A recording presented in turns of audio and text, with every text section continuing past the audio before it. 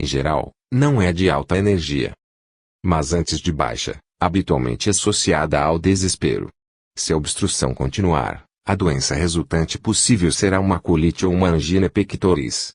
A cor, quase sempre o azul acinzentado, produz uma sensação de coisa pegajosa e pesada, como muco. Ali é a raiva também, geralmente do tipo que censura. A pessoa desistiu de tudo e sente-se impotente.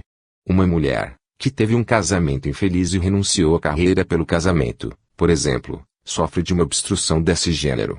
Agora, cinquentona, verificou ser impossível voltar ao mundo dos negócios e encetar uma carreira. Em vez disso, atribui simplesmente ao marido sua infelicidade. Exige que as filhas façam o que ela nunca fez. Tenta viver a vida através delas, mas é claro que isso não pode dar certo. Por outro lado, a obstrução de compactação, figura 12.1b, que suprime os sentimentos, contém grande quantidade de fúria acumulada, como um vulcão. De cor vermelho escura, costuma parecer, pressagia, ao observar, que normalmente não deseja ser o recipiente da erupção vulcânica. Essa obstrução da energia resulta numa acumulação de gordura ou músculos corporais na área. Se a compactação continuar por muito tempo, poderá redundar em enfermidades como uma inflamação da pelve. A pessoa geralmente se dá conta da fúria e sente-se presa porque a liberação da fúria está associada à humilhação. Uma mulher que conheci chegou à conclusão, na infância, de que o fato de experimentar sensações sexuais acarreta humilhação. O pai humilhou em relação à sua sexualidade quando ela era moça. Resultado, ela bloqueou suas vigorosas sensações sexuais e as manteve, apertadas, na pelve. As sensações sexuais contidas, pouco a pouco, se transformaram em fúria. E porque a fúria não se soltou, graças ao medo da humilhação, o acúmulo de energia estagnada na pelve produziu uma infecção. Depois de anos de pequenas infecções crônicas, ela ouviu finalmente o diagnóstico de que sofria de uma inflamação da pelve.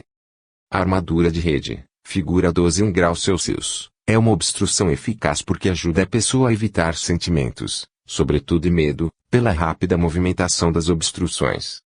Quando ela é desafiada, quer numa situação de vida, quer na terapêutica.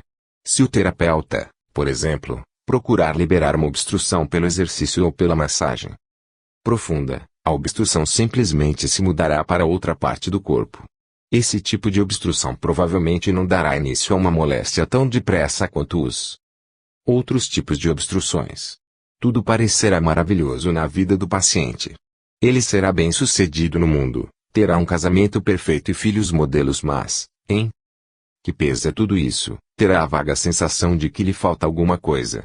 Essa pessoa só será capaz de tolerar sentimentos profundos por um curto período de tempo, antes de pular fora deles. Por fim, criará alguma crise em sua vida a fim de romper os sentimentos mais profundos. Essa crise pode assumir qualquer forma, como uma doença inesperada e súbita, um acidente ou um caso de amor.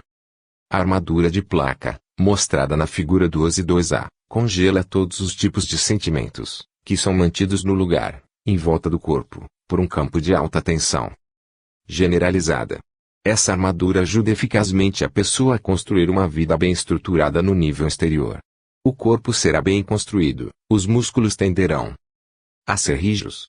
No nível pessoal, a vida será menos satisfatória, porque a armadura de placa, na verdade, anula os sentimentos, criando alta tensão em todo o corpo.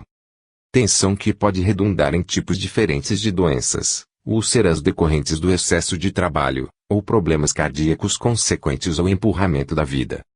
Sem alimentação pessoal, porque não pode sentir bem o corpo, como, por exemplo, a tensão nos músculos longos, a pessoa fará, provavelmente, pressão excessiva sobre os músculos, causando uma distensão dolorosa dos extensores da perna, ou uma tendinite. Essa pessoa também terá uma vida aparentemente perfeita, a qual faltará, todavia, uma ligação pessoal mais profunda. É provável que também acabe criando alguma espécie de crise de vida, como as crises supramencionadas, que ajudará a ligar-se à sua realidade mais profunda. Um ataque cardíaco obtém lindamente esse resultado para alguns homens. Conheço, por exemplo, um homem de negócios muito bem-sucedido, dono de várias revistas, todas de grande circulação. Ele andava tão absorto no trabalho que se acabou distanciando da família.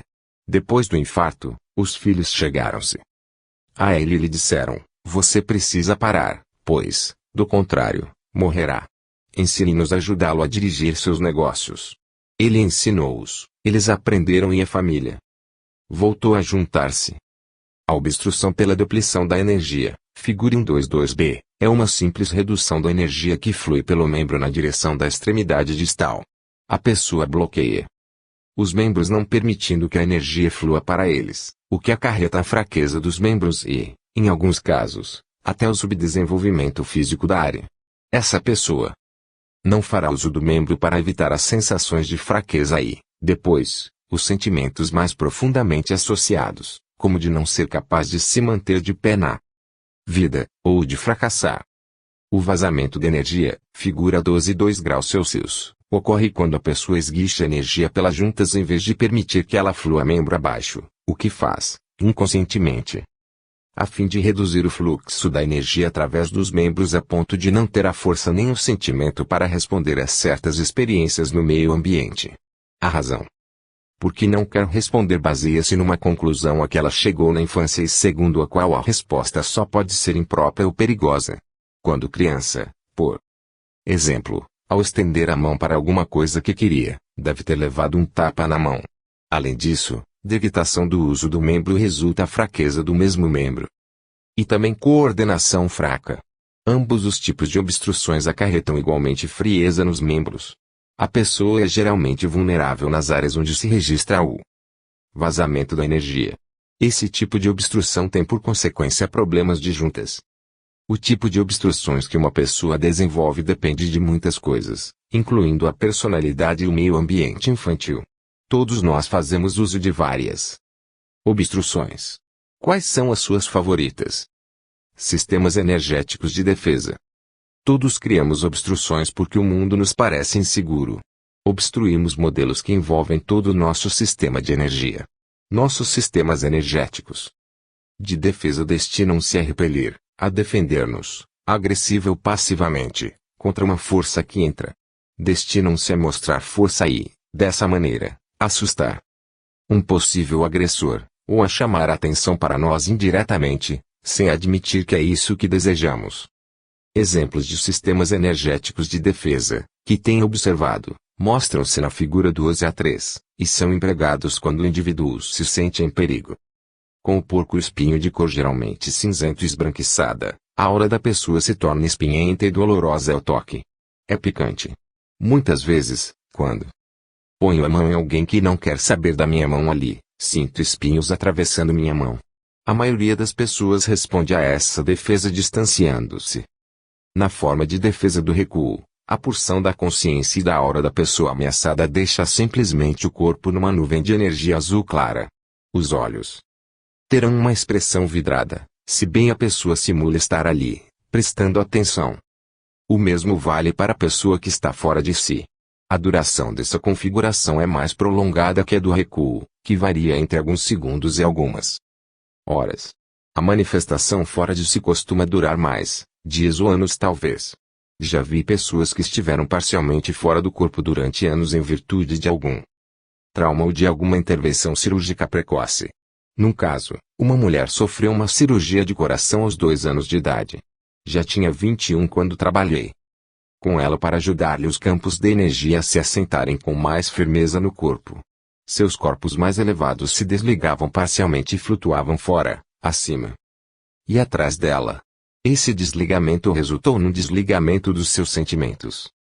A negação verbal está associada a muita energia, geralmente amarela, na cabeça, a uma severa obstrução no pescoço e a depleção da energia na metade inferior, que é pálida e imóvel. Em ordem a manter o status quo, a pessoa permanece verbalmente ativa a fim de sustentar alguma sensação de estar viva. A troca verbal mantém a energia fluindo na cabeça. A sucção oral está estreitamente relacionada com a negação verbal por ser eficaz na sucção da energia dos circunstantes a fim de encher o próprio campo da pessoa, habitualmente incapaz de fazê-lo no meio ambiente natural. Em outras palavras, há qualquer coisa errada na capacidade da pessoa de metabolizar o suprimento de orgônio da atmosfera circundante, o que a faz necessitar da energia pré-digerida de outros.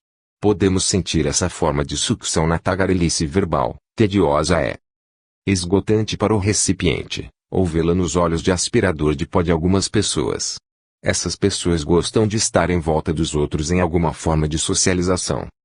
Outras pessoas necessitam descarregar um excesso de energia, tipos masoquistas, e fazem boa parceria com os sugadores orais. Juntos, satisfazem muito bem as necessidades uns dos outros. Veja o capítulo 13. Os ganchos que vi na cabeça de algumas pessoas estão geralmente em indivíduos com uma estrutura de caráter psicopática e que se encontram no processo de ser confrontados, digamos, por um grupo de pessoas. Numa situação dessa ordem, eles são muito ameaçados e formam um gancho no cocuruto da cabeça. Se as coisas realmente esquentarem, arremessam o gancho em quem quer que lhes pareça capaz de agredi-los. O gancho é geralmente acompanhado de uma declaração verbal. Por outro lado, se esse tipo de pessoa quiser enfrentar alguém, pode muito bem tentar agarrá-lo pela cabeça com energia mental.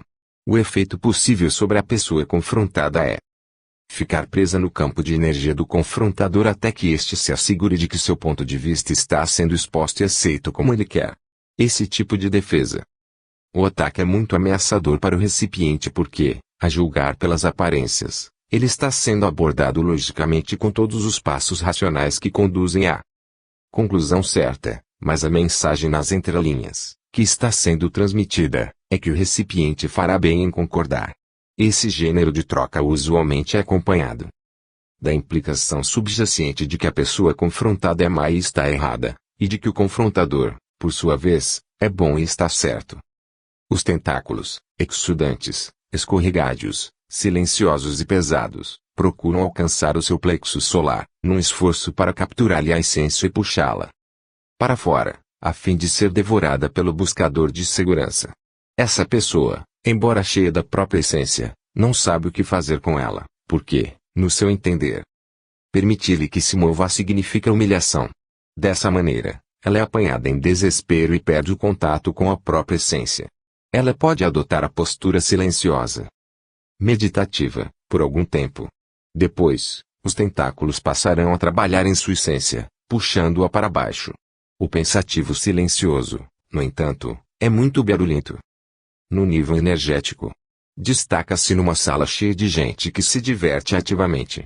Logo estará rodeado pelos que desejam ajudá-lo e, inconsciente, mas atilada é cortesmente, agradece a cada pessoa a ajuda oferecida, dizendo que não dará certo e pedindo outras sugestões. E assim o jogo continua. A pessoa que maneja os tentáculos crê precisar de alguma coisa do exterior, mas o de que precisa manifestar-se. Pode, então, tentar arremessar setas verbais para provocar alguém e enraivecê-lo. As setas não são dolorosas apenas verbalmente, mas também energeticamente, voam pelo ar e atingem o recipiente com muita precisão e eficácia. O arqueiro espera, inconscientemente, que a dor infligida provoque raiva, o que lhe dará um pretexto para soltar a própria raiva de um jeito que evite a humilhação. Dessa maneira intencional, precisa, mental, ele procura humilhar a outra pessoa e, ao mesmo tempo, evitar sensações na metade inferior do corpo. A pessoa que se utiliza da defesa histérica responderá alegremente às setas explodindo. O tipo histérico explodirá de maneira que invade o campo de toda a gente com relâmpagos e explosões de cor e com tamanha fúria que ameaça e intimida pela mera força do poder e do caos. Seu propósito é afugentar todos da sala. A pessoa que emprega o resfriamento dentro dos limites afasta-se da situação, ao mesmo tempo que fortalece e engrossa seus limites no intuito de permanecer incólume. A mensagem assim transmitida é uma mensagem de superioridade. Outro pode simplesmente proclamar a própria supremacia com uma exibição robustamente ordenada, bem controlada, de força de vontade, que explode e ilumina a sua aura, de modo que não haja dúvidas sobre quem é que manda aqui, e com quem não se deve brincar. Exercícios para encontrar sua principal defesa. Experimente cada um desses sistemas de defesa. Qual é o que você usa? Experimente-o com um grupo de pessoas. Todos andam à roda da sala em cada sistema de defesa. Quão familiar é cada um deles? Quais são os que você usa em ocasiões diferentes? Existem, provavelmente, muitos outros sistemas de defesa em uso. Você mesmo, sem dúvida, poderá pensar em alguns que usa e alguns que são usados pelos seus amigos. O importante é lembrar que todos os usamos, e que todos concordamos, consciente ou inconscientemente, em interagir uns com os outros dessa maneira. Ninguém é obrigado a participar das interações, são todas voluntárias. Em alguns níveis da nossa personalidade, chegamos, às vezes, a apreciá-las. Não precisamos ficar com medo quando as vemos uns nos outros. Temos sempre a opção de responder mais tolerante do que defensivamente. Precisamos lembrar-nos de que há sempre uma razão por que alguém se defende, para proteger alguma parte vulnerável de si mesmo, que deseja conservar sob o seu domínio escondida, quer de nós, quer dele mesmo, quer de ambos. Criamos e desenvolvemos a maior parte desses sistemas no princípio da nossa vida. Como vemos no capítulo 8, a aura de uma criança não está plenamente desabrochada, como também não está ao seu próprio corpo. A aura também se desenvolve e passa por estágios de desenvolvimento à medida que o indivíduo cresce, enquanto modelos básicos de caráter, que representam a um tempo forças e vulnerabilidades, se clareiam. Revisão do capítulo 12. 1. Enumere e descreva 6 tipos principais de obstruções da energia. 2. Faça uma lista dos principais sistemas de defesa e do modo com que funcionam. Quais são os que você usa? Os que você usa são eficazes. Qual seria um meio melhor para lidar com a sua experiência de vida? Alimento para reflexões. 3. Em que sistema de crença pessoal se baseia a sua defesa principal? 4. Sua vida seria melhor ou pior se você não usasse o seu sistema de defesa? 5. Faça uma lista dos tipos e localizações das obstruções que você criou em seu sistema de energia e de corpo. Com que experiências de infância se relaciona cada um deles? Capítulo 13. Modelos de aura e de chakras das principais estruturas de caráter. Estrutura de caráter é uma expressão que inúmeros psicoterapeutas do corpo utilizam para descrever tipos físicos e psicológicos de pessoas. Depois de muita observação e estudo, William Hay chegou à conclusão de que a maioria das pessoas que ele tratou poderia ser incluída em 5 categorias maiores. Hay descobriu que as pessoas com experiências de infância semelhantes e relações entre pais e filhos também semelhantes tinham corpos semelhantes. Também descobriu que as pessoas com corpos semelhantes tinham uma dinâmica psicológica básica semelhante. Essa dinâmica dependia não só dos tipos de relações entre pais e filhos, mas também da idade em que a criança experimenta a vida, pela primeira vez, tão traumaticamente que começa a obstruir os sentimentos e, por conseguinte, o fluxo de energia. Desenvolver o sistema de defesa que se lhe tornará habitual. Um trauma experimentado no útero será energeticamente bloqueado ou defendido de maneira muito diferente de um trauma experimentado na fase oral do crescimento, no treinamento para vestir-se ou no período de latência. Isso é natural, porque o indivíduo e o seu campo são muito diferentes nos diferentes estágios da vida. Veja o capítulo 8.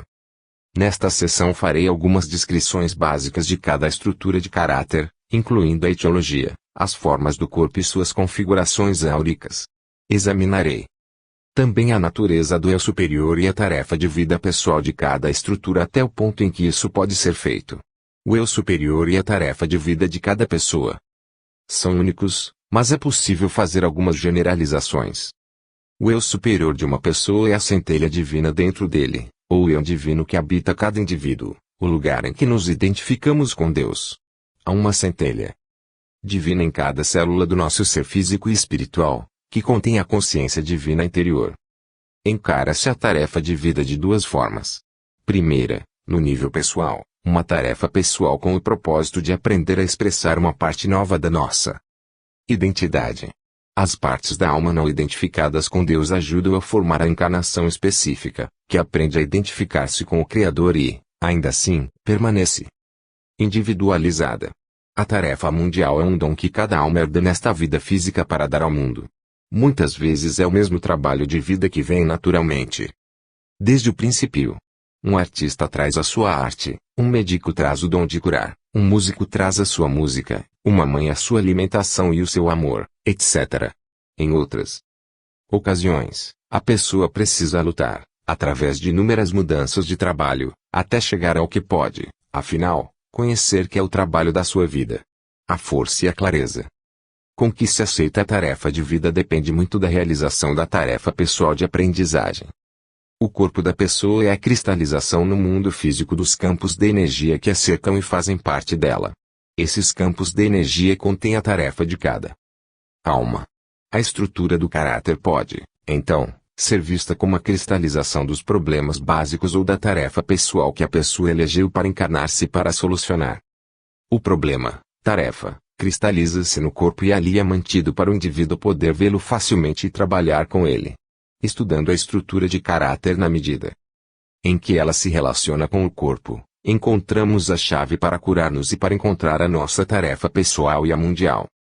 A doença fundamental que se me deparou em todas as pessoas com as quais já trabalhei é o ódio de si mesmas.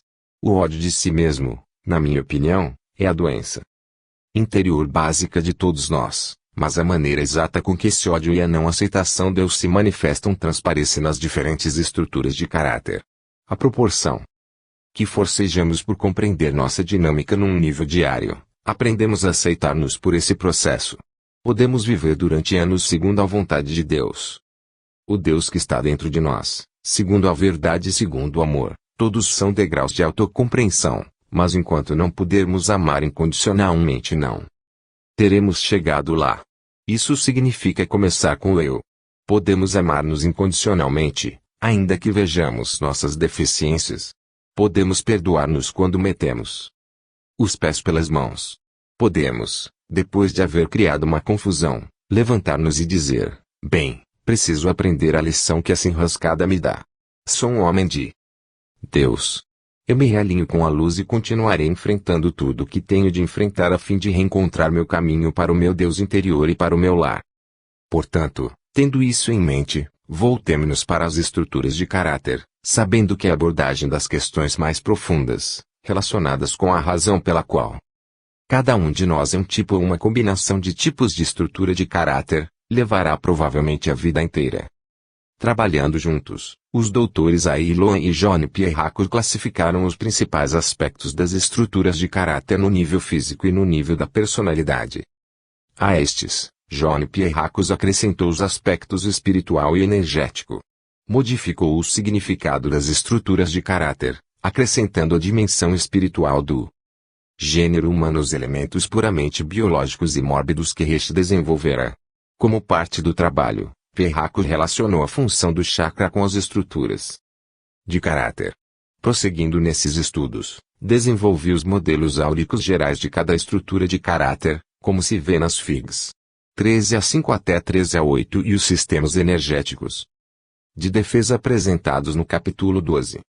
As figuras 13-1, 13-2 e 13-3 fornecem tabelas que mostram as principais características de cada estrutura. Essas tabelas foram compiladas nas aulas de estudos bioenergéticos dadas pelo Dr. Jim Cox, em 1972, e nas aulas de estudos energéticos de núcleo dadas pelo Dr. John Pierracos em 1975, de que participei. Completei-as com as informações do campo de energia obtidas pelo meu próprio trabalho. A estrutura esquizoide. A primeira estrutura de caráter, primeira no sentido de que a principal interrupção do fluxo de energia vital se verificou mais cedo, dá-se o nome de estrutura esquizoide. Nesse caso, a primeira experiência traumática registrou-se antes do nascimento ou por ocasião dele, ou ainda nos primeiros dias de vida. O trauma costuma centrar-se ao redor de alguma hostilidade recebida diretamente de um pai, como a raiva de um dos pais, o pai que não deseja o filho, ou ainda o trauma durante o processo de nascimento, como a mãe que se desliga emocionalmente do filho, fazendo-o sentir-se abandonado. A série de eventos dessa natureza é grande. Um ligeiro desligamento entre mãe e filho pode ser muito traumático para um filho, e pode não surtir efeito nenhum sobre outro. Isso se relaciona com a natureza da alma que chegue com a tarefa que ela escolheu para si nesta vida. Figura 13-1. Principais aspectos de cada estrutura de caráter. Constituição da personalidade. A defesa energética natural empregada contra o trauma nesta fase da vida consiste simplesmente em retroceder para o mundo do espírito, do qual a alma está chegando. A defesa é desenvolvida e usada por esse tipo de estrutura de caráter, até se tornar muito fácil, recuando a pessoa simplesmente para algum lugar distante. Dentro do mundo do espírito, veja a figura 12a3. Essa defesa torna-se habitual, e a pessoa a utiliza em qualquer situação em que se sinta ameaçada. Para compensar a defesa representada pela fuga, ela procura manter-se coesa no nível da personalidade. Sua falha básica é o medo de não ter o direito de existir. Na interação com outros, sejam esses outros o terapeuta ou os amigos, ela falará numa linguagem despersonalizada, em termos absolutos, e tenderá a intelectualizar-se, o que só corrobora a experiência de estar separada da vida e de não existir verdadeiramente. Quando se apresenta para a terapia, queixa-se principalmente de muito medo e ansiedade. Trabalhando na terapia, verá que, para sentir que existe, precisa sentir a unidade, mas, para sobreviver, precisa dividir-se e tem, portanto, a intenção negativa de fazê-lo. Isso cria o dilema: existir significa morrer. Para resolver o problema na terapia, cumpre-lhe fortalecer os limites que a definem e sentir sua força no mundo físico. No processo terapêutico, depois que o cliente para de tentar ser bonzinho para o terapeuta e põe-se a trabalhar, a primeira camada da personalidade que se encontra é a parte recriminativa, às vezes chamada a máscara, que diz: eu rejeitarei antes que você me rejeite. Após o trabalho de escavar mais profundamente a personalidade, emoções baixas, às vezes denominadas de eu inferior ou de eu da sombra, dirão: você também não existe. O seguir, quando começa a resolução, a parte mais altamente desenvolvida, apelidada às vezes de poder mais alto ou eu mais alto da personalidade, emerge para dizer: eu sou real. Figura 13a2, aspectos principais de cada estrutura de caráter: sistemas físico e energético. Pessoas com caracteres esquizoides deixam seus corpos com facilidade e fazem-no até regularmente. No nível do corpo, o resultado é um corpo que parece uma combinação de peças, não firmemente unidas nem integradas. Altas e magras de ordinário, essas pessoas, em alguns casos, têm corpos pesados. A tensão do corpo tende a fazer sentir-se em anéis ao redor do corpo. As juntas geralmente são fracas e o corpo descoordenado, com mãos e pés frios. A pessoa, usualmente hiperativa, é destituída de base. A obstrução maior da energia dá-se no pescoço, perto da base do crânio, que tem, quase sempre, uma coloração entre o azul e o cinzento escuro. A energia, habitualmente, esguicha para fora da base do crânio. Muitas vezes se nota uma torcedura na espinha, causada por uma torcedura habitual que afasta da realidade material na medida em que a pessoa voa para fora do corpo. O corpo tem pulsos, tornozelos e panturrilhas fracos e magros e, por via de regra, não está ligado ao chão. Um dos ombros pode ser maior do que o outro, mesmo sem jogar tênis. A cabeça, muitas vezes, mantém-se inclinada de um lado, com uma expressão vaga no olhar. Como se a pessoa estivesse, parcialmente, em outro lugar. E está, pode ser, de vez em quando, chamada de escamosa. Muita gente assim começou a masturbar-se na infância, supondo poder ligar-se à força vital através da sexualidade. Isso ajudou a sentir-se viva quando não podia estabelecer conexão com outras pessoas ao seu redor. O que a pessoa de caráter esquizoide evitou por meio do uso de seu sistema de defesa foi o terror íntimo, o terror do aniquilamento. Está visto que ela não teria podido lidar com isso quando era apenas um bebê, pois se achava completamente dependente dos seres que lhe pareciam aterradores, ou pelos quais se julgara completamente abandonada na hora de maior necessidade, o processo do nascimento. Como bebê, o caráter esquizoide sentiu a hostilidade direta pelo menos de um dos pais, dos quais dependia a sua sobrevivência. Essa experiência deu início ao seu terror existencial. O caráter esquizoide encontra a liberação do terror do aniquilamento quando, adulto, compreende que esse terror está agora mais relacionado com sua fúria interior do que com qualquer outra coisa. A fúria provém do fato de que ele continua a experimentar o mundo como um lugar muito frio, hostil, em que o isolamento é imposto a quem deseja sobreviver. Uma parte do ser esquizoide acredita piamente que nisso reside a essência da realidade material. Figura 13a3. Aspectos principais de cada estrutura de caráter: relações interpessoais. Debaixo dessa fúria está a grande dor de saber que a pessoa precisa de uma ligação afetuosa e nutritiva com outros humanos. Em muitos casos, porém, ela não foi capaz de criá-la em sua vida. O que a aterroriza é que sua própria fúria a faça explodir em pedaços, que se espalharão pelo universo. O segredo para ela é enfrentar a fúria aos pouquinhos, sem precisar voar para longe a fim de defender-se. Se puder permanecer firme e o deixar que o terror e a fúria se vão, libertará a dor interior e o anseio por ligar-se a outros e preparar um lugar para o ingresso do amor a si mesma, que demanda a prática.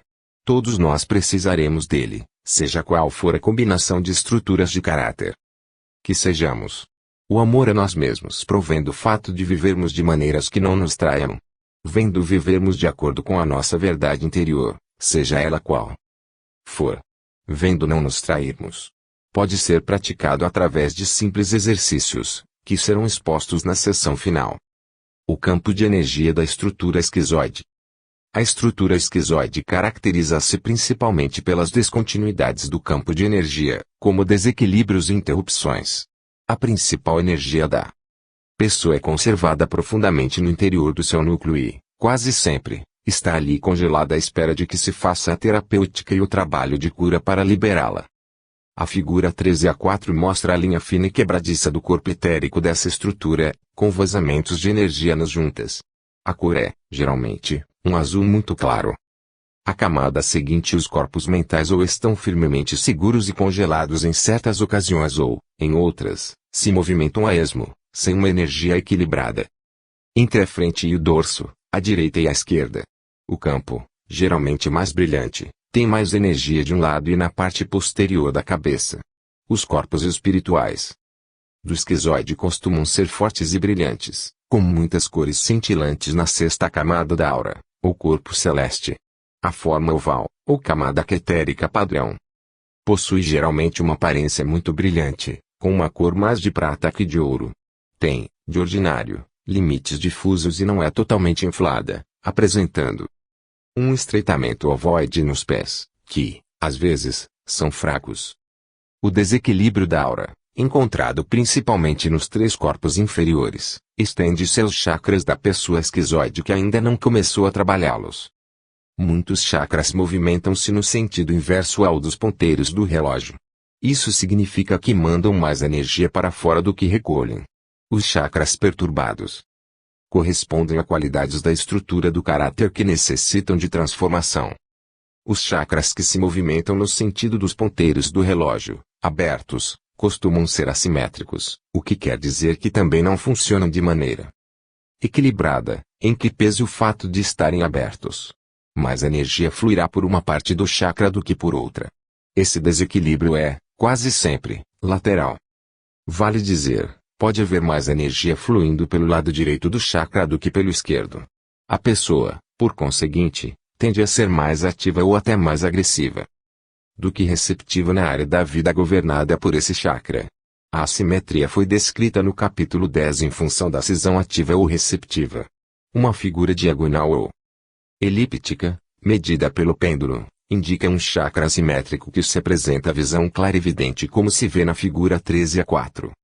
Os chakras usualmente abertos são o centro sexual dorsal, segundo, o plexo solar, terceiro, a testa, sexto, e a coroa, sétimo. O sexto e o sétimo estão associados à espiritualidade mental e não física, para a qual a pessoa costuma ser muito orientada na vida. Ela também funciona através da vontade, segundo chakra. Essas configurações do chakra, variáveis, mudam durante o trabalho de transformação da pessoa. À medida que o indivíduo se abre mais para estar na terceira dimensão e viver na dimensão física, maior número de chakras se abre.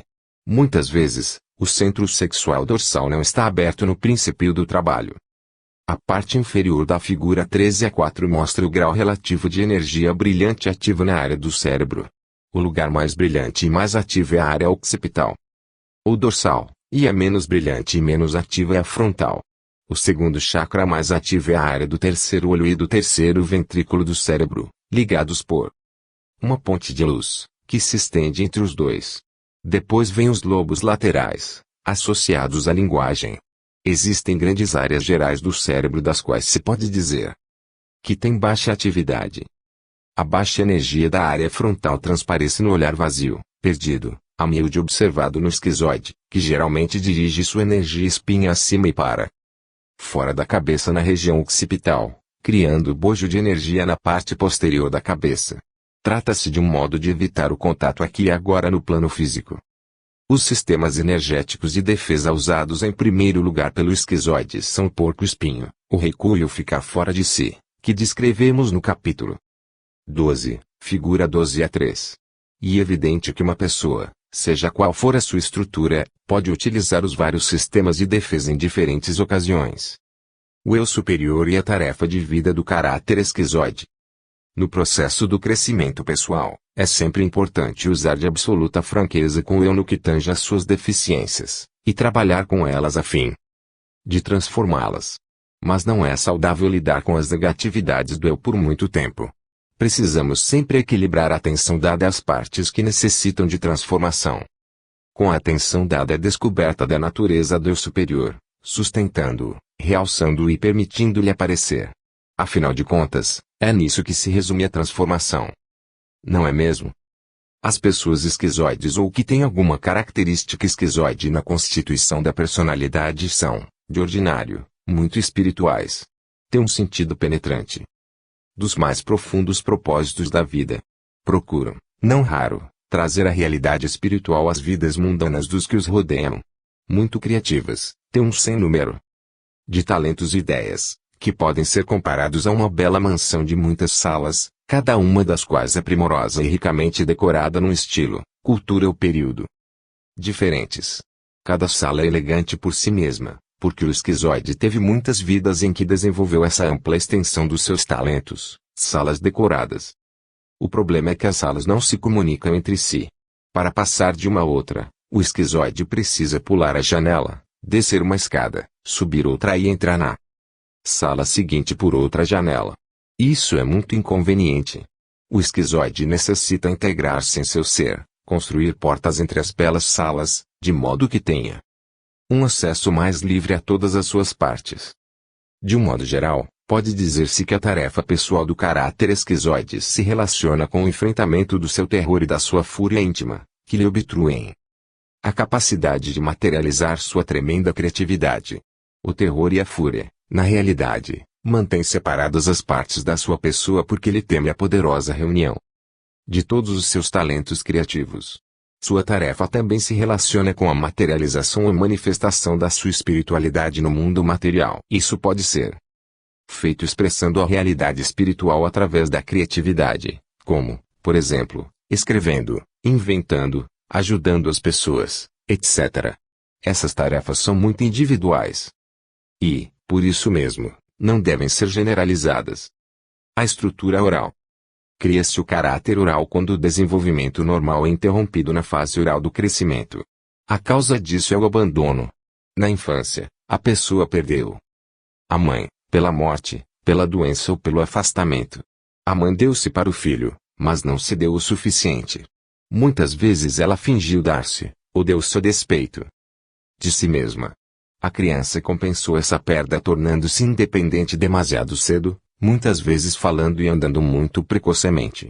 Destarte, sente-se confusa no que respeita à receptividade e receia pedir o que realmente necessita porque, bem no fundo de si mesma, tem a certeza de que não lhe será dado. Seus sentimentos em relação à necessidade de que alguém tome conta dela redundam em dependência, tendência para pegar-se, agarramento e redução da agressividade. Ela compensa tudo isso com um comportamento independente, que desmorona debaixo de pressão. Sua receptividade converte-se, então, em passividade rancorosa, e a agressão se transforma em cobiça. A pessoa com estrutura oral, basicamente destituída, sente-se vazia e oca e não quer assumir responsabilidades. O corpo, pouco desenvolvido, ostenta músculos longos, finos, flácidos e cai de fraqueza. A pessoa não parece adulta e amadurecida, tem o peito frio e deprimido, a respiração pouco profunda, e seus olhos sugam a energia de quem estiver perto dela. Psicodinamicamente, sua personalidade se agarra e aferra a outros, com medo de ser abandonada. Incapaz de ficar sozinha, experimenta uma necessidade exagerada de calor e apoio alheios. Tenta consegui-lo de fora, a fim de compensar a tremenda sensação de vazio interior. Abafa seus sentimentos intensos de anseio e agressão. A fúria causada pelo abandono é contida. Utiliza a sexualidade para obter intimidade e contato. A pessoa oral experimentou muitas decepções na vida, muitas rejeições nas tentativas de agarrar alguma coisa. Por essa maneira, torna-se amarga e acha que nada do que consegue é suficiente. Não pode ser satisfeita porque tenta satisfazer um anseio interior, que ela mesma nega ao tentar compensá-lo com outra coisa qualquer. No nível da personalidade, exige que a alimentem e satisfaçam. Na interação com os outros, falará por meio de perguntas indiretas, que evocarão proteção da outra pessoa. Mas isso não a satisfaz, porque ela é adulta e não criança. Ao iniciar a terapia, queixar-se-á de passividade e fadiga. No trabalho terapêutico, o problema consistirá em encontrar alimentação em sua vida. Mas, para satisfazer as suas necessidades, acredita que precisará arriscar o abandono de outra pessoa ou a simulação do abandono. Desse modo, sua intenção negativa será: farei que você me dê isso ou não precisa rei disso. O que, por seu turno, gerará o dilema: se eu pedir, não será amor; se eu não pedir, não o conseguirei. Para resolver o problema na terapêutica, ela terá de descobrir e confessar suas necessidades e aprender a viver a vida de maneira que suas necessidades sejam satisfeitas. Ela precisa aprender a manter-se de pé. No processo terapêutico, a primeira camada da personalidade encontrada será a máscara. Ela diz: não preciso de você ou não pedirei. Escavando-se mais profundamente a personalidade, o eu inferior, ou eu sombra, diz: cuide de mim. Em seguida, iniciada a resolução, o eu superior da personalidade emerge para dizer: estou satisfeito e realizado. O campo de energia da estrutura oral. O caráter oral, figura 13 a 5, tende a ter um campo esvaziado, calmo e tranquilo. Sua energia principal localiza-se na cabeça. O etérico se conserva bem próximo da pele e ostenta também uma coloração azul clara. O corpo emocional é igualmente reprimido, sem muita cor, e possui uma qualidade geralmente esvaziada. O corpo mental é brilhante, quase sempre amarelado. Os níveis superiores da aura não são muito brilhantes. A forma ovoide exterior, sétima camada, não de todo inflada, nem brilhante, apresenta um resplendor aurargênteo, mais tirante é prata e esvaziado ao redor da área dos pés. Os chakras podem ser, na maioria, fechados ou desativados na pessoa oral que tem apenas começado a trabalhá-los. O mais provável é que ela apresente o centro da coroa e o centro da testa abertos, o que explica a clareza mental e espiritual. Se ela tiver realizado um trabalho de crescimento pessoal, poderá ter o centro sexual frontal aberto também. Dessa maneira, interessa-se por sexo e experimenta sensações sexuais. A configuração da atividade em seu campo de energia na cabeça é mostrada embaixo da página na figura 13 a 5, em que se percebe que a maior parte da energia se localiza no lobo frontal e nos lobos laterais do cérebro, e a menor quantidade na parte dorsal, nas regiões occipitais. Dessa maneira, o caráter oral centraliza-se na atividade verbal e não na atividade física. Os mecanismos de defesa usados principalmente pelo caráter oral são a negação verbal, a sucção oral e possíveis setas verbais, mais empregadas para chamar a atenção do que para provocar a fúria, ou seja, a diferença do modo com que as usa a pessoa dotada de estrutura masoquista, como se vê no capítulo 12.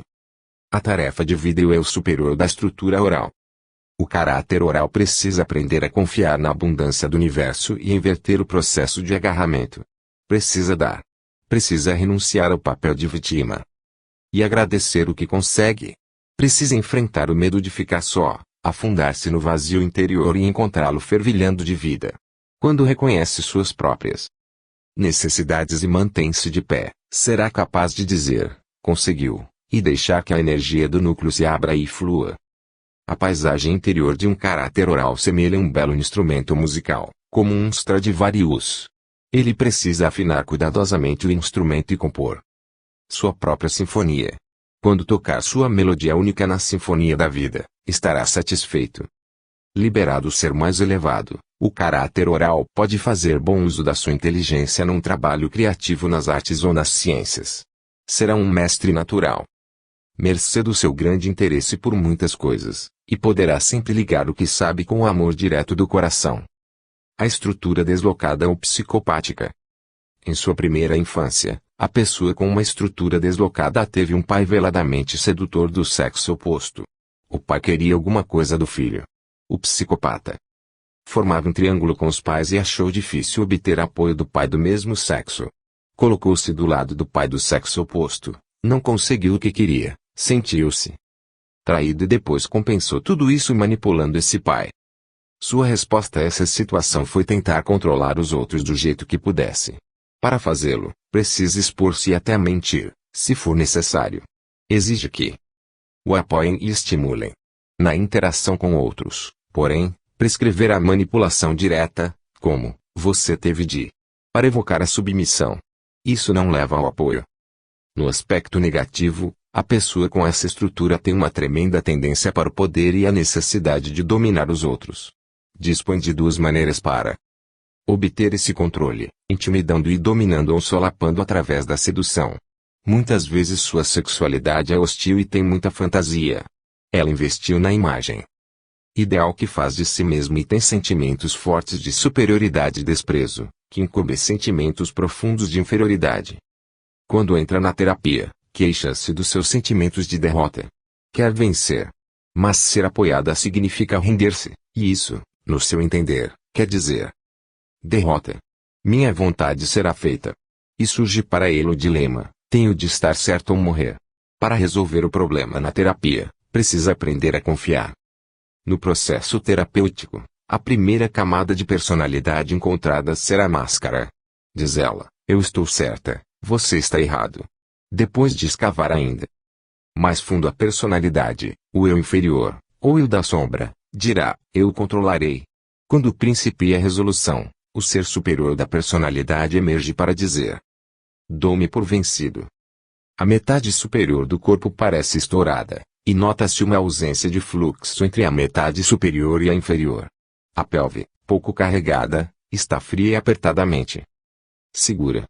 Há uma tensão severa nos ombros, na base do crânio e nos olhos, as pernas são fracas e ela não tem base sólida. O indivíduo psicopático resiste ao medo do fracasso e da derrota. Dividido entre sua dependência das pessoas e a necessidade de dominá-las, receia ser dominado e usado por elas e colocado na posição de vítima, o que lhe é totalmente humilhante. Usa a sexualidade no jogo do poder, o prazer é secundário em relação à conquista. Ele tenta não expressar suas necessidades fazendo que os outros precisem dele.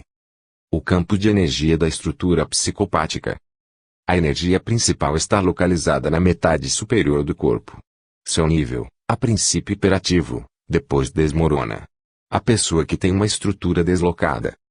Figura 13 a 6, possui um campo geral esvaziando na base em todos os níveis áuricos e ativado no topo. Nessas condições, a forma ovoide é distorcida também. O etérico se estreita na direção dos pés e exibe geralmente uma coloração azul mais escura e um tom mais forte que os do esquizoide e do oral. O corpo emocional também é mais cheio no topo. O corpo mental projeta-se mais para frente do que para trás do corpo, ao passo que o corpo emocional dá a impressão de ter uma saliência no centro da vontade, localizado entre as omoplatas e, de ordinário, grandemente aumentado.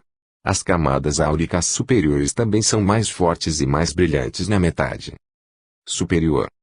A configuração dos chakras numa estrutura psicopática mostra geralmente abertos os centros da vontade no ombro e na base do pescoço, muito amplos e muito usados os centros da vontade entre as omoplatas, abertos o centro frontal e o da coroa, e a maioria dos outros centros fechados, sobretudo os dos sentimentos e das sensações. O centro sexual dorsal pode estar parcialmente aberto, de sorte que a estrutura psicopática funciona principalmente por intermédio da energia mental da vontade. A atividade da energia no cérebro, forte e brilhante nos lobos frontais, vai diminuindo à medida que se aproxima da parte posterior da cabeça, e se imobiliza. E escurece na região occipital. Isso indica que a pessoa se interessa principalmente por atividades intelectuais e só se dedica à atividade corporal de maneira que sirva a vontade ativa. O intelecto também é utilizado para servir à vontade.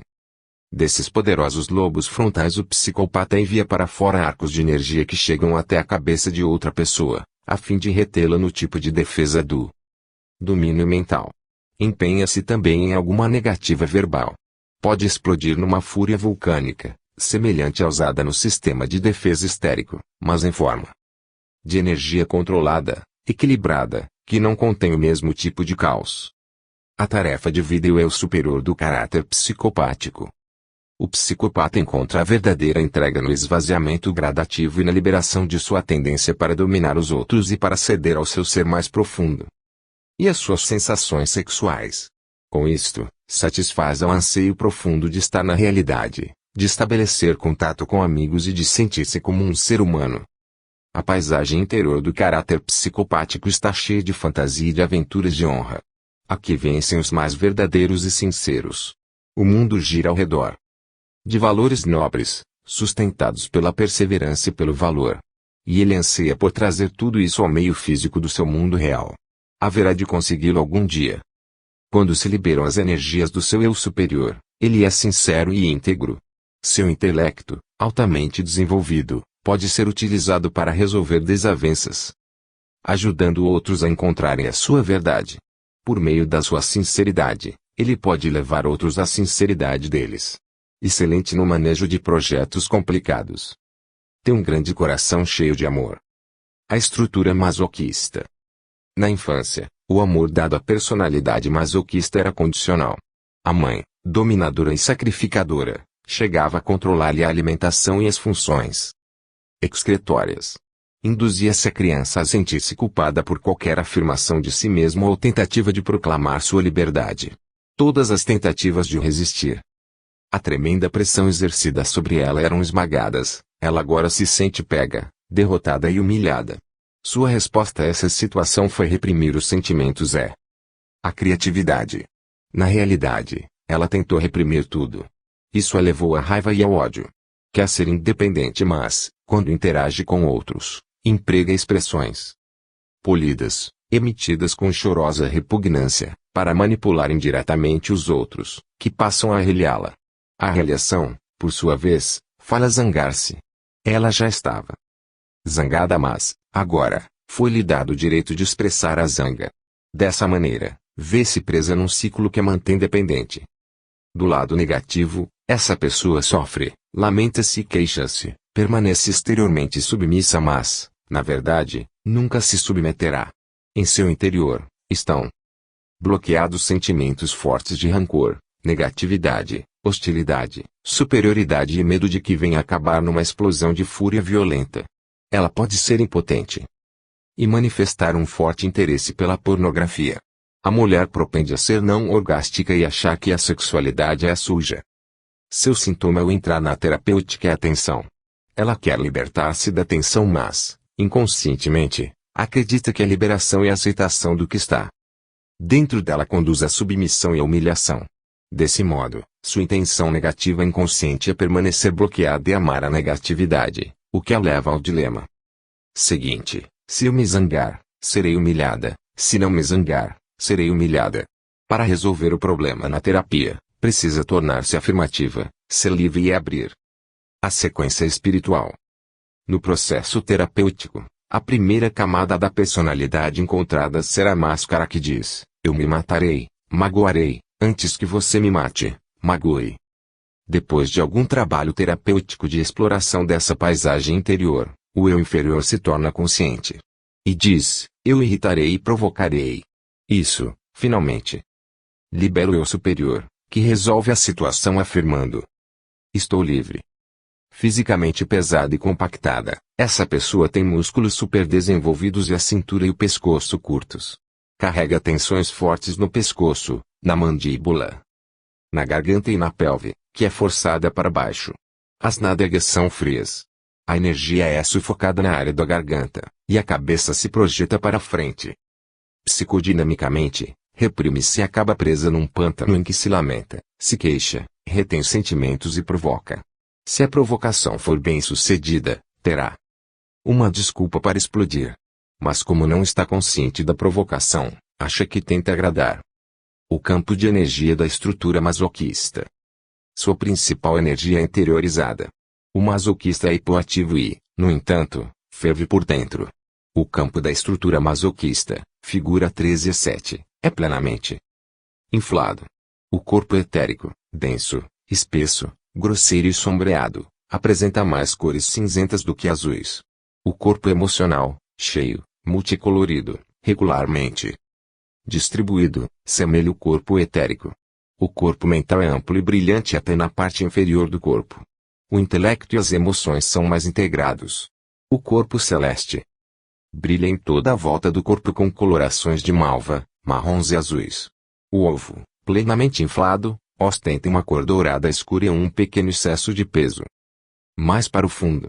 Sua forma, mais ovalada que a de um ovo, tem a borda externa vigorosamente definida, com uma tensão e uma espessura seu tanto exageradas. Os chakras habitualmente abertos num masoquista antes de se iniciar o trabalho do núcleo são o da testa, o do plexo solar e, possivelmente, um centro sexual dorsal parcialmente aberto. Ele assim funciona nos aspectos mental, emocional e volitivo da personalidade. O modelo de atividade da energia do cérebro mostra a atividade nas áreas frontal, parietal e ventricular, estendendo-se um pouco para uma areazinha central do occipício, cercada por uma área menos ativa.